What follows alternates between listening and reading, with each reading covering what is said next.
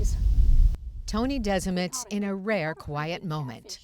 There's a incoming turtle. Most of the time, she's zooming through the woods, just months after racing to beat her second bout of ovarian cancer. Desimets has fought battles of a different kind. That is it. It's your badge. The retired police chief in Cary, North Carolina, is also a veteran of Operation Desert Storm in Iraq. My unit was 528 Special Operations Support Battalion. Now the country she fought for can't get her doctor the drugs to heal her. She came in a little frazzled, and she's like, I have some, really bad news. You're not going to be able to get your carboplatin tomorrow. Desimets is not alone. The University of Utah found that U.S. drug shortages set a record last year with 309 scarce drugs, the majority inexpensive generic drugs, including carboplatin. I'm glad you could come.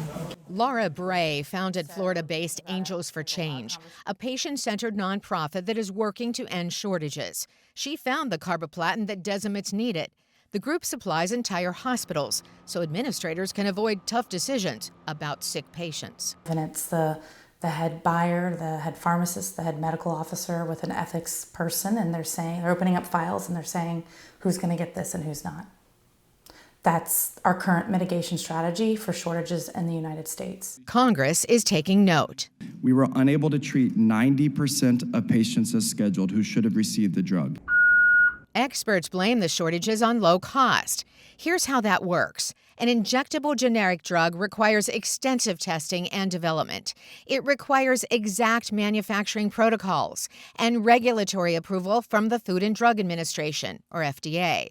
And then experts say the market forces the price down to less than the cost of a bottle of water. These low prices reduce the incentive and ability of manufacturers to invest in quality or in newer facilities. That pushes production offshore. That means India, where the FDA recently blocked some imports for quality issues, or China, also a major supplier of U.S. drugs. We could have patients, cancer patients or pediatric patients or other patients without the drugs they need because a country simply blocks us from having access to those drugs. And that's, we don't rely on other countries to make the bullets when we fight wars, especially our sworn enemies. Javier Brucera spoke exclusively with VOA about that. He is the Secretary of Health and Human Services, the agency that handles prescription drugs. Do you support domestic manufacturing, and how do we economically do that? Absolutely, and the President has been very clear on this. Where we can, we should manufacture at home. Do you support raising the price of these generic injectables? We support looking at every option that should be on the table because, as I said, the market is broken when it comes to these medications. Secretary Becerra says his agency is doing as much as it can until it gets more authority from Congress. That authority could include offering manufacturers incentives to help close the gap. Could I get another surf's up bowl?